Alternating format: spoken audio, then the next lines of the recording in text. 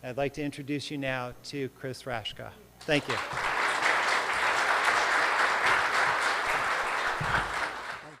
I'm going to try to answer a question tonight in the next 35 minutes or so. I'm not going to talk about my books so much. I'm going to talk about keeping journals, specifically travel journals. And the question that I'd like to answer is, why bother to keep a travel journal? That is the question. When I first started keeping a travel journal, well, I'll reel it back a little bit. My wife and I got married. We went into the Peace Corps, and I recall my father saying to me, "You will have a lot to draw. I'm sure you will see a lot to draw." And he was so right. That proved to be the case.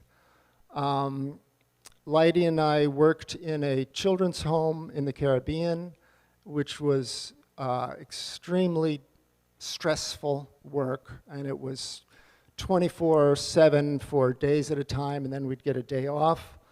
And in order to put ourselves back together, the two of us would go out and draw. And that was kind of the beginning, but that is, I'll get to that in a minute. But before I do, I will say probably why it kind of comes into your head to keep a journal is because you've seen others do it. And so I'll start with the greats before I go on. This is Turner, James Mallard William Turner, who is one of the quintessential travel journalists. I've always loved his watercolors. He's known, of course, for his huge oil paintings, but he kept fantastic watercolors. And he kept journals all of his life, which he never showed anybody, or only a few people, and at his death bequeathed to I don't know if the tape already existed, but he bequeathed all of his journals to England. And it turned out to be 300 journals. And I have a lovely big fat book that only shows images from each journal. And at first when I got it, I thought, well, this is nice to see all these. Then I realized one spread was for one journal. So he's thousands and thousands of these drawings, which is fantastic. This is from Henri Matisse's travel journal to Morocco, and I think this is quite interesting because it doesn't really look so much like Matisse. It looks like it could be almost anyone. Matisse is much better known for this kind of thing, which is also in those journals. And this is a favorite of mine, August Macke, a German painter who died quite young. He died as a 20-something in World War I. Maurice Prendergast, this is a facsimile of one of his complete journals, which I love. And David Hockney, this is his travel journal to China. Ludwig Bemelmans is the great children's illustrator who did Madeline and also adult books, and he was a fantastic keeper of sketches. This is, surprisingly enough, Edward Lear, who we know as a poet, but during his life he really supported himself by making travel journals and traveling about and creating them. And this is another English illustrator, favorite of mine, John Birmingham, who just passed away this February, who made many, many children's books, but began his career also in travel. And I didn't get an image, but I should have gotten an image of Charlotte Solomon, who is one of the great journalists of painted journals, though not so much travel journals, more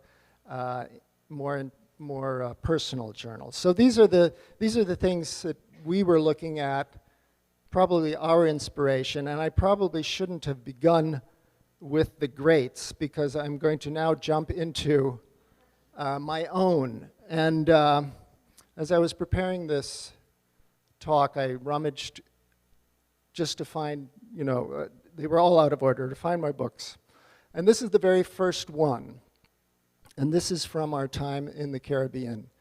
Looking at it, I remembered the thing about keeping a travel journal is when you buy the book, it's usually hard-bound, full of beautiful paper. And all it does, if you're me, is make you fearful, because you're going to ruin it, and it's going to be there forever. It's between hard covers, and it's going to look awful. So this journal, I began, and only about the first 10 pages are filled. But I did go back to it, and looking at this, this is the answer number. Well, in answering my question, why keep a travel journal, the first answer is because the masters did it. The second answer is because it can show you where you've been. So in this instance, I can see that I was in Milwaukee, and then I was in Ann Arbor, and I crossed various rivers, including the Pawpaw, the Kalamazoo, and I went through a number of interesting counties, including LaPorte, Berrien, Van Buren, Calhoun, Jackson, and Washtenaw. So this is another reason to keep a travel journal. We moved to New York, and as I discovered that the way to find out what pier you're at is simply subtract 40 from the number, and then that equals the cross street. So pier 90 is at 50th Street. Another thing to know. This is some summer state fair that we were at, I think.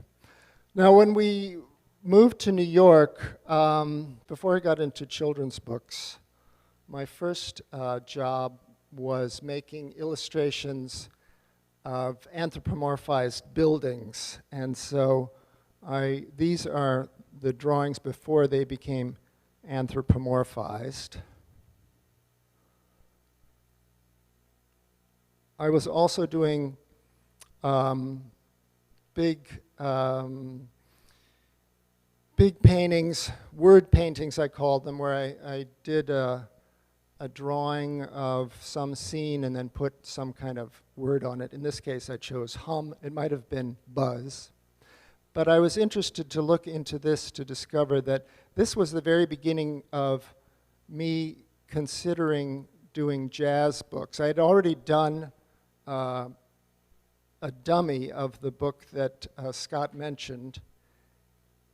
And here, someone told me to look up Rachel Isidora's Ben's Trumpet, which had existed, which I did not know. Then my travel journals kind of devolved into diaries, and you can see what I thought of my painting at that time. And here, this interests me because on the right-hand side, that is a summation of my trip to my family home when I used to call my lower back kind of my mother meter. So in as much as she was stressed, I could tell exactly how stressed my mother was by how bad my back hurt. So in this case, there was some tension. Though at the end of this, I see, you probably can't read it, but I did get the letter from Dick Jackson, who was my first editor, and he wrote in regard to my first book dummy that I sent to him, and he said he quite liked it, so it was fine after all. More. Now, the other reason as a kids' book illustrator to do journals is to just try to figure out how to paint and how to paint something you can use, which is very difficult because you don't want to look like anybody else. And none of these things I liked very much. One thing I've always tried to get away from is what is known as the contour line, the sort of the outline. And I've always, but here I'm still dealing with the contour line. And I was quite unhappy, more contour lines, which I don't care for.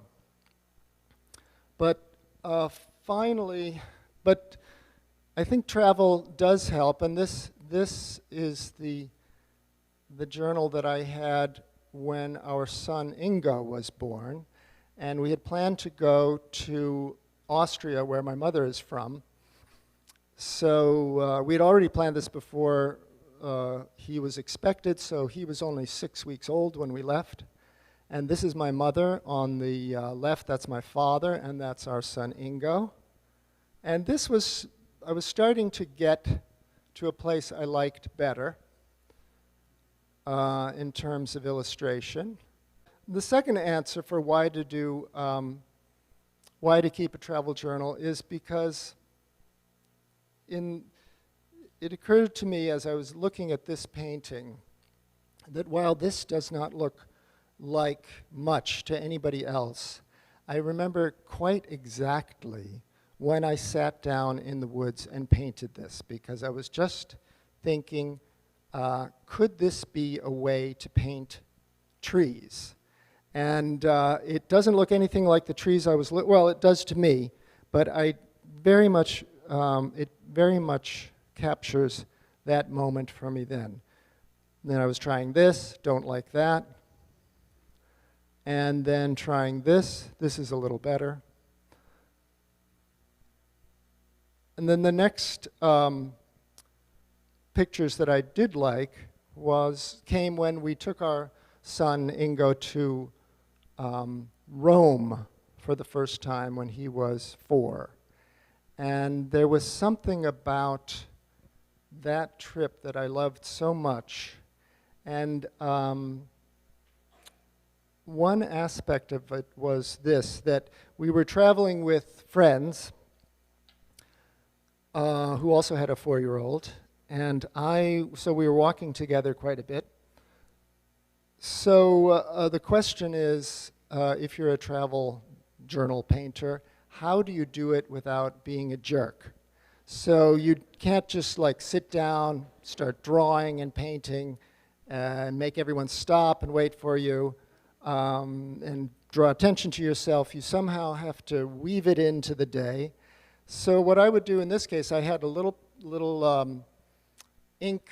I had a little pot of ink in my pocket, actually, and I would do these very quick painted images and then bring them home, and then the next morning I would add the color. And this proved to be my happiest way of working, which I worked for quite a while. This is in New Orleans. This is Kansas City. This is Washington State. So I think the having to have limited time, or the limitation of time, can actually be a lovely thing. This is Central Park, which I don't care for that much, but it's okay. So this is from the little town that I moved my mother to, actually the town where I was born, Huntington, Pennsylvania. And this drawing I do like for its title, View from Dollar General Parking Lot. But my painting after that really got pretty awful. for a while until I went to Singapore I was invited just for a couple of days, and I just had 2 days in Singapore, and I raced all around that city-state, and it felt so much like, afterwards it felt like speed dating Asia. And I painted, and I like these paintings very much because for me, they capture that, just those 2 short days. And it kind of got me painting again, I have to say. Also, the flight there and back was fantastic. It was a flight that no longer exists, apparently. It was the longest flight, commercial flight, that has ever been offered. You left Newark on a Thursday. You got to Singapore on a Saturday. And when you came back, you left, when did you leave? I guess you left Monday. You watched 2 sunrises, and you landed on Monday. So it was a great flight. So after Singapore, I started painting more like the Singapore days, though not quite as well. That's in Chicago. That's in Chicago. It looks more or less like Chicago. That's back in the Alps. This is camping. This isn't too bad. And this is Michigan. This is the view from my studio, and a trip with my son's class to Costa Rica. Central Park, my favorite tree.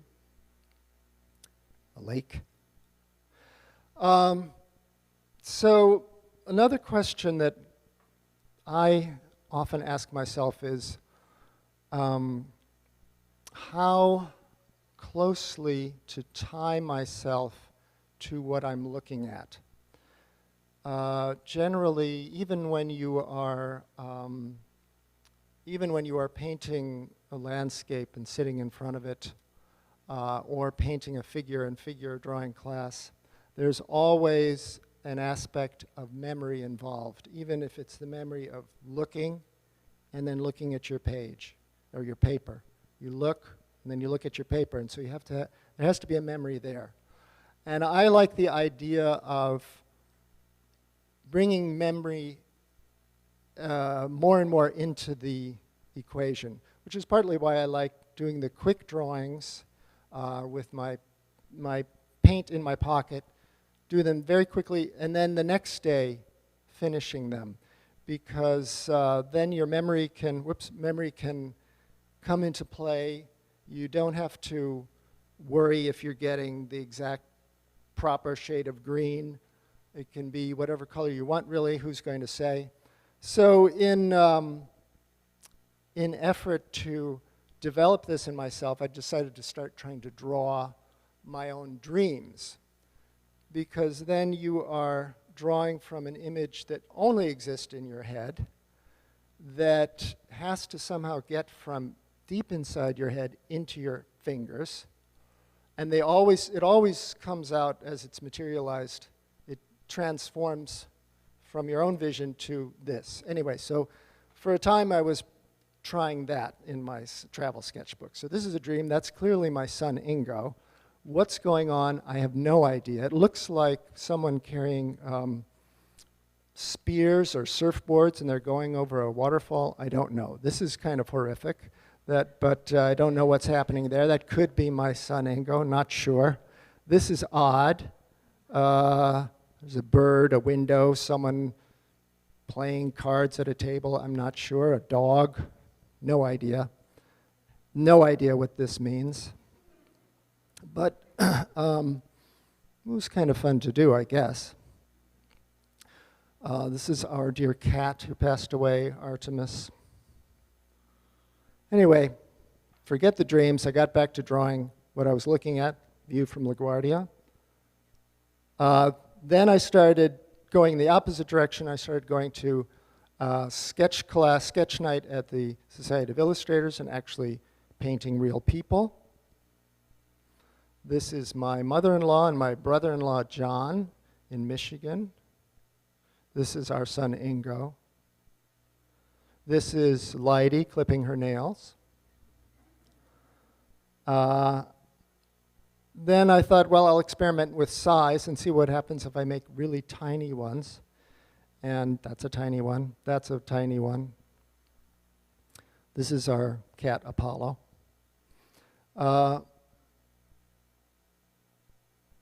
Then we started walking, Leidy and I. When Ingo went to art school, Leidy and I started walking in the city more, and whenever we traveled, and I got back to return to painting maps.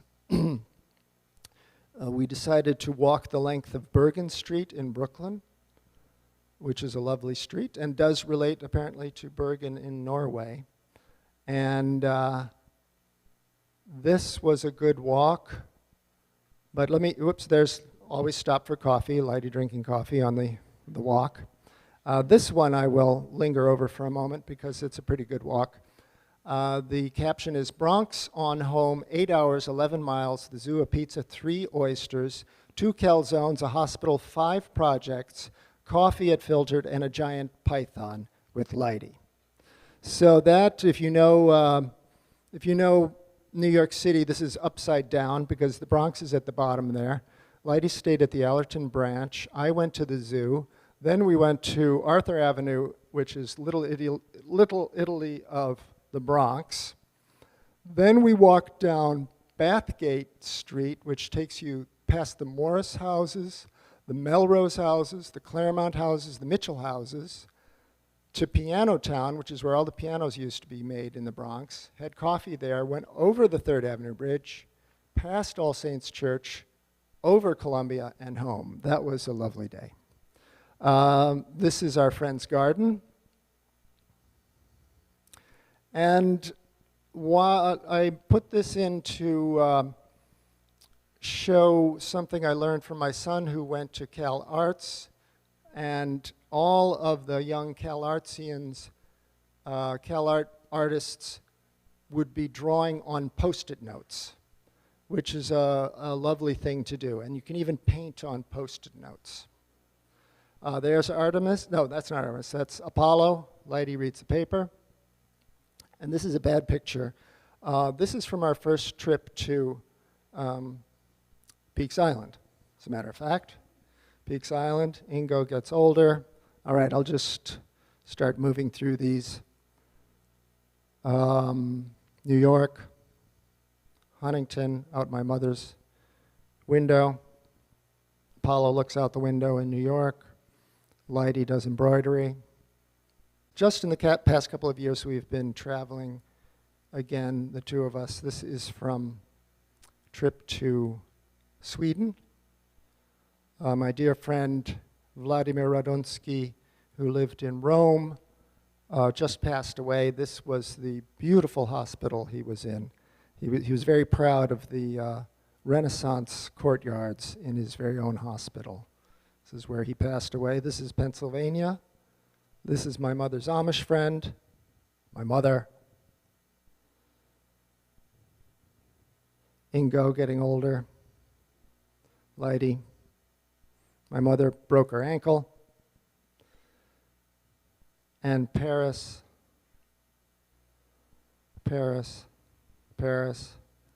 Pennsylvania, gray. New York, Ingo sleeping on the subway. Leidy making coffee at her sister's.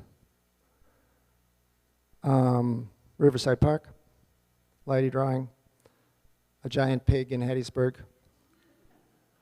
And finally, not quite finally, but last thing I've been doing is illustrating, again, sort of trying to do the memory thing. I've been illustrating my favorite moments of the books I'm reading, the adult books. So this is a book by Marjorie Sharp, The Foolish Gentlewoman. For Simon was profoundly convinced that all people became a nuisance sooner or later. That has been kind of a lovely travel journaling because it is completely imaginary. And these are the two Amish sisters on the train that I saw two times ago when I went to my mother's. And this again is, you can't just stand and draw the Amish girls. You have to get a glimpse of them, sit down again, and paint them. My mother, she doesn't sit for me either. I glimpse her, and then I paint her. Lighty on the subway, our house. So this is what the journals look like. I have about 100. And this is what they look like individually. So now we're to materials in my talk. Yes, good. We're to materials. Sometimes they're big. Sometimes they're store-bought. This is moleskin watercolor. And if you go to a nice stationery store, you'll see these wonderful sketchbooks. Some are simple paper. If you get the watercolor paper, you'll get nice heavy paper. This is a wonderfully beautiful sketchbook by Pentalic, which I didn't know at all, and I don't often see those. I also make my own, which is pretty easily done, and you can use your scrap paper. Sometimes I just make portfolios of loose paper.